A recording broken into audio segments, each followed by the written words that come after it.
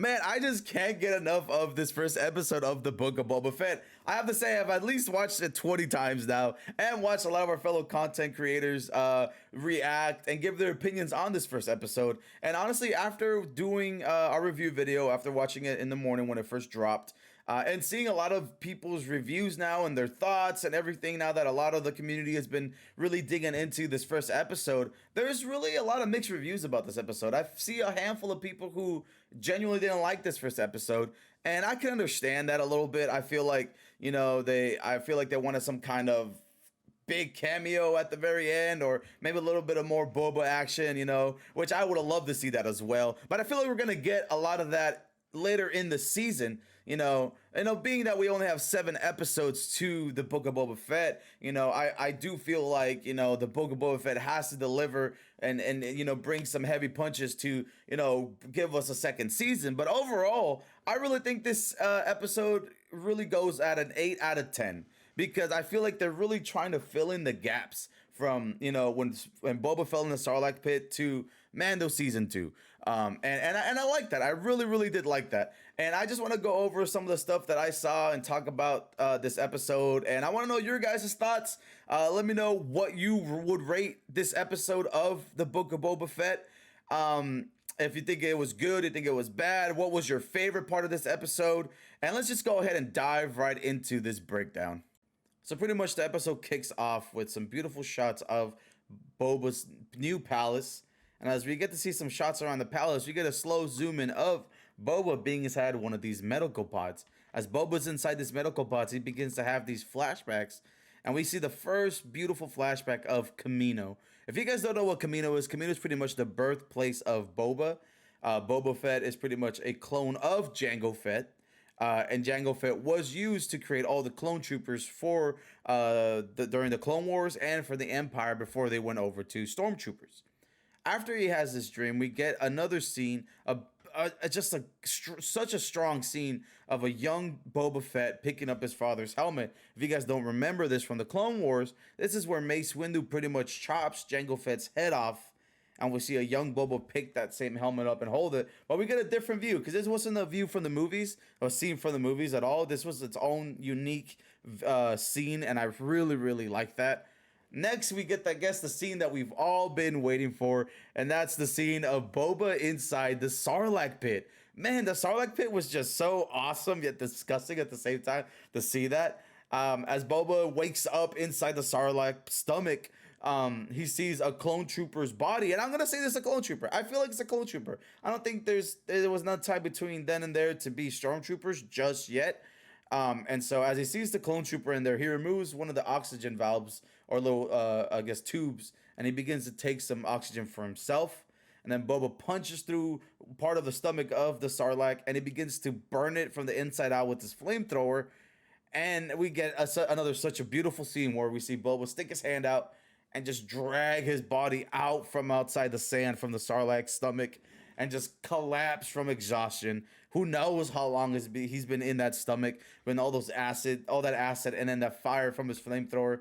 As he passes out, nighttime rolls, and we get to see the Jawas roll up on Boba, and they begin to steal his armor. And man, I felt so bad for Boba. I was like, man, these guys are just jacking all of his stuff. Like, come on. My man just survived the Sarlacc, and then you guys are just gonna come in here and steal all his armor. And it's funny too, when he tried to grab one of the Jawa's legs, the Jawa just went boop and just knocked his ass out, and they dipped. And I was like, bro, that is just, I was like, why they gotta do my boy Boba dirty like that? And if you think his hardships were over, they're not, because then we see the Tuscan Raiders show up, tie him up, and drag him all the way to one of his camps as he proceeds to get beat up by young Tuscan Raiders, and everybody's just beating him up. Boba attempts to go, make a run for it, but is caught up, and then again he is just beat up. He's getting beat up, and as he's getting beat up, he gets waken up by Fennec, who says, "Boss, wake up. People are here." And then we get to see another iconic moment, which I really enjoyed, is just seeing Boba just suit up. I felt like it's some kind of Iron Man scene. You see him just putting on his stuff, throws on his helmet, and then we see Boba on his throne as people begin to come and bend their knee and show and pay homage to Boba, giving him, credits. A Trandoshan comes in and gives him a Wookiee pelt. I thought that was awesome. That's very unique. Like, where the hell did he get a Wookiee pelt from? And then we get a Twi'lek that comes from the mayor in Tatooine, and pretty much instead of coming to pay homage or bend the knee, he pretty much says, "Yeah, no, Boba, you gotta go pay homage to my boy. You gotta bend your knee, and you gotta pay him some money." Which Boba's confused because, like, yo, I'm the crime lord here, bro. Like, what do you mean?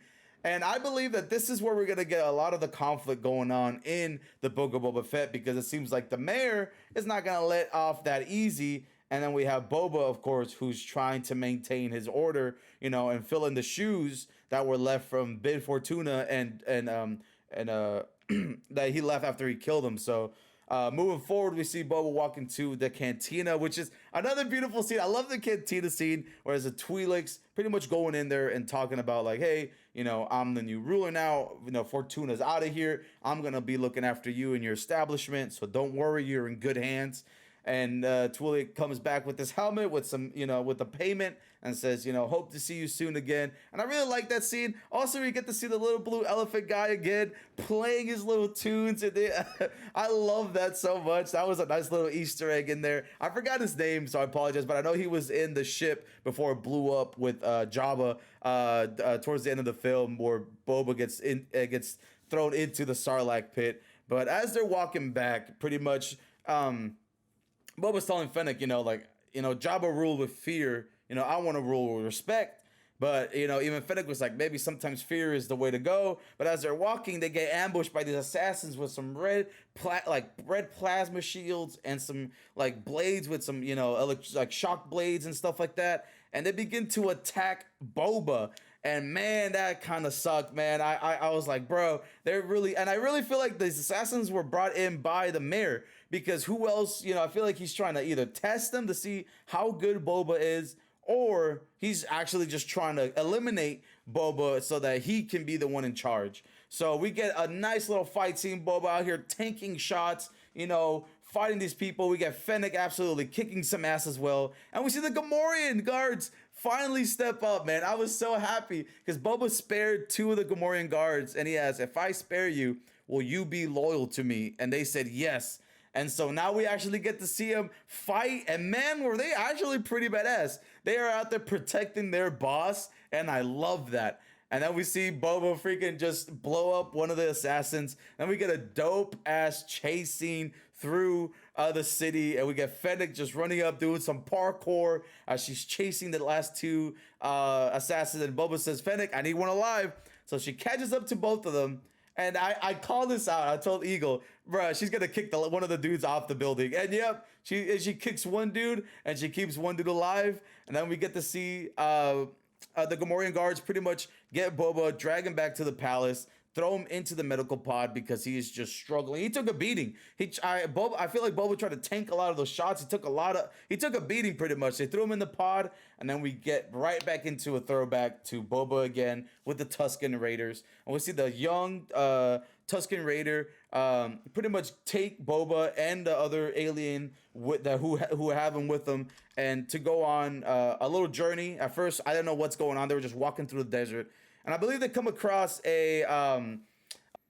so sorry guys, I had a bit of a brain fart right there. So pretty much what's going on is these thugs are going up and raiding these moisture farmers and collecting water as a sort of tax, because Jabba used to do that all the time, where he sent these people out to collect a water tax. So as we see, Boba's watching these thugs pretty much beat the living crap out of these people and just taking the water and driving off. And that kind of didn't sit too well with Boba, because we saw him just not really like what was going on. But after a while, we see the young Tuscan Raider kid just drag him along, and then he goes to their little spot and they begin to dig for these little shells of water. And as they begin to dig, the little alien friend that's tied to Boba by a chain, he sees this weird looking arm thing in the ground, and then it proceeds to, all these arms proceed to come out of the sand, and we see this giant 4 buff lizard dragon thing. That shit was crazy. And man just starts choking the hell out of the alien dude and just punches him into the sand. And we see Boba is still tied to him, so he tries to escape, wraps his arms around with the chain, and the the lizard thing just breaks the chain and knocks Boba out of the way as he goes for the young Tuscan Raider kid because he tried to save Boba, stabbing him in the leg with his little wooden spear. And as the lizard begins to crawl and grab the young Tuscan Raider, Boba jumps around him, throws a chain around his neck, and begins to choke him. And there's a symbolism to Leia choking Jabba out during in the movie as well. So I really like that symbolism to that. And as he's choking him out, he really just kills him.